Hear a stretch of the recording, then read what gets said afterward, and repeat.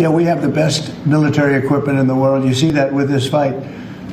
We have planes that are undetectable, flying around like, nobody's able to see them stealth. You guys want to be stealthy tonight. You can be stealth, you'll never lose, right?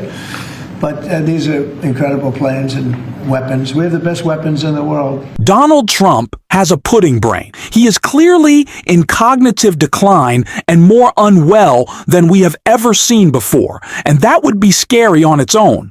But what makes it scarier is that there are people around Donald Trump understanding that his brain is mushing to shape it into whatever policy outcome they so desire for Fox.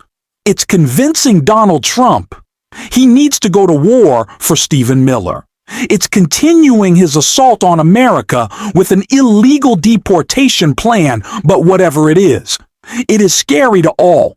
And especially those who get closest to Trump, which is exactly what we saw from an athlete who went public over his interaction with Trump from just yesterday in the Oval Office, when we saw a complete implosion. We are going to get into that in the very shocking detail that he shared. But first, I want to start with an update for someone in the mainstream media finally covering Donald Trump's cognitive decline, and that's Lawrence O'Donnell, who said something incredibly important right here. You look right up there, I don't know, see the Declaration of Independence, and I say, I wonder if the Civil War, it always seemed to me maybe that could have been solved without losing 600,000 plus people.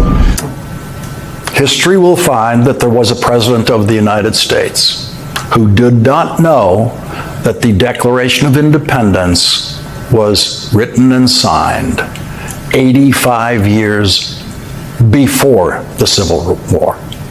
You look right up there, I don't know, see the Declaration of Independence, and I say, I wonder if the Civil War always seemed to me, maybe that could have been solved without losing 600,000 plus people. That's what he said. So he looks at the Declaration of Independence on the wall, and then he thinks that the Declaration of Independence was the product of the Civil War. We've always known that Donald Trump could not possibly pass a high school AP history course. We've always known that Donald Trump couldn't pass any test in any high school history course. But now we know that he couldn't possibly have passed any history test in my third grade at St. Brendan's Elementary School in Boston, in Dorchester. We knew that order of history, what came first, in the third grade. Declaration of Independence first, Revolutionary War second, Civil War a distant third to those events. There are children in elementary school in America tonight who are laughing at that video that they just saw right now, especially kids on the West Coast where this show is airing early enough for them to see it. The psychiatrists promised us in the first year of the first Trump presidency that there was only one direction that his mental health could go. And every day, Donald Trump proves them right. I am so glad that we have at least one voice in the mainstream press talking about Donald Trump's cognitive decline and how it relates to this mess of flip-flop policies we see all over the place. Donald Trump one weekend is deciding that we're not doing ICE raids on farms or in hotels anymore. Of course, because some rich guy called him and told him not to. Then he immediately changes that. Because Stephen Miller, as Gavin Newsom says, is really pulling the strings, and there are countless reports that Donald Trump has completely iced out Pete Hegseth and is now only listening to the Fox propaganda outlet to get advice on whether to go to war or not. That is incredibly scary and easily observable that Donald Trump is in cognitive decline, which is why after an Oval Office press conference with a soccer club visiting D.C. yesterday, some athletes went public. And I want to start with the clip that led to it. And then we're going to check out this article. For that, he was never for open borders, and he was never for, if you think, he was never for transgender for everybody, or men playing in women's sports. He was never for that. Have you ever had women? Could a woman make your team, fellas? Tell me. You think? You're being nice. What do you think? Think a woman could make the team? General managers, what do you think? Difficult. Don't say it. Close. We have a very good women's team though. You do have, right? Yeah. But they should be playing with women, right? You know, it's one of those things. One of those things. See, they're very diplomatic. Athlete sounds off on weird moment with Trump at the White House. A member of the U.S. men's national soccer team said he was caught by surprise by the weird press conference Donald Trump held for him and his Juventus teammates in the Oval Office. The storied Italian soccer club was in Washington, D.C. for the FIFA Club World Cup and made a 15-minute appearance at the White House Wednesday afternoon. But the political journalists in the room were more interested in asking about Iran and other political topics, forcing the players to stand behind awkwardly while Trump discussed missile strikes, travel bans, and women playing in men's sports, speaking to reporters after the Juventus game. We said the White House visit was a surprise. They told us we would have to go, and I have no choice but to go. The 25-year-old said, according to The Athletic, I was caught by surprise. Honestly, it was a bit weird when he started talking about the politics with Iran and everything. It's kind of like, I just want to play football, man. During Wednesday's press conference, Trump took a press pool question about former President Joe Biden's administration and used it as an opportunity to grill the Juventus players on gender politics after claiming the Autopin was running the Biden White House. Trump said he wasn't making a decision. He was never for open borders, and he was never for transgender for everybody or men playing in women's sports.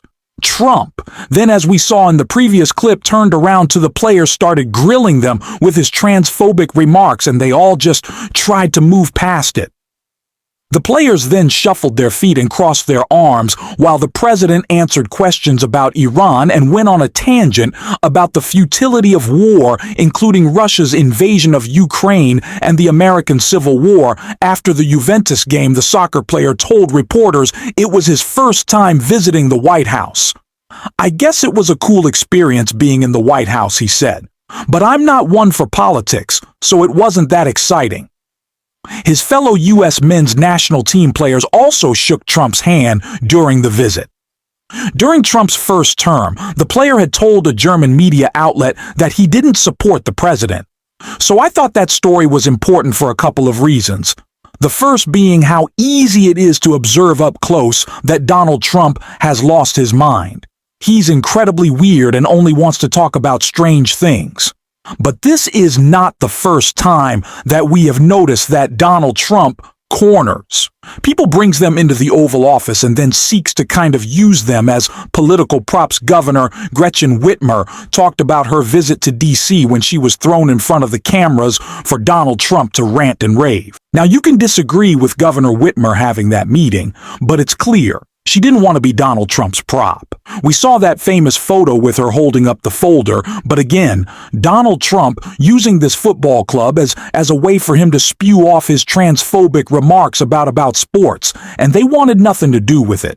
Isn't this the political party that says to get politics out of sports, yet Donald Trump is always trying to inject himself into sports with his disgraceful politics? Yeah, a little weird there. But not weird. That Trump's in cognitive decline, I think we've all known that for a while, which is why it was so refreshing to recently see a former president who has always spoken very, very clearly, that is President Obama. And I want to take a look at what he had to say. But what we were also witnessing is that when the system is captured by those who, let's say, have a weak attachment to democracy, are not,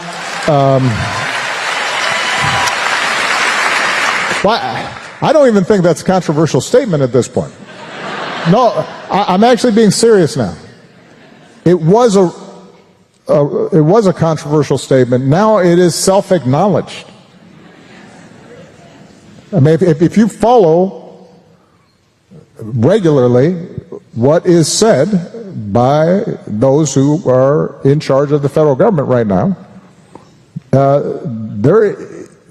there is a weak commitment to what we understood, and not just my generation, at least since World War II, our understanding of how a liberal democracy is supposed to work. And when I say liberal, I don't mean left. I mean liberal in the sense of believing in rule of law and independent judiciary and freedom of the press and freedom of assembly and protest and compromise and pluralism.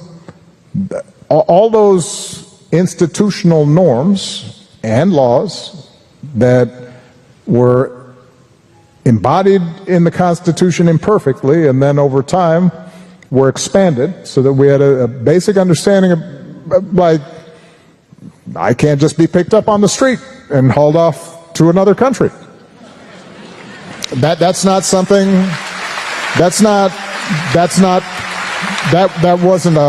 wasn't a partisan view. That wasn't a Republican or Democratic notion that shouldn't happen. That was an American value and norm. And so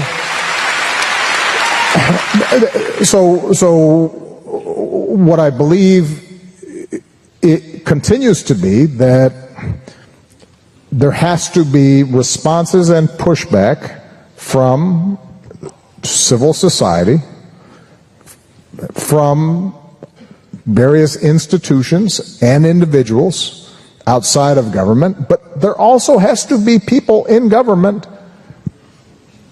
in both parties who say, well, no, you can't do that. You can't do that. Oh gosh, I missed those days. I was in middle school when he was president, but I missed those days. Oh Lord gosh, I wish we had someone who could speak clearly and didn't listen to Fox for his opinions on foreign policy. But this is our situation. So we gotta keep calling it out, reporting on it, which is what we're going to be doing on this show every single day. And if you want to support that, as always, you can hit that subscribe button, leave a like on this video, and if you stuck around to the end, drop a blue heart in the comments. And until next time, I'll see you soon.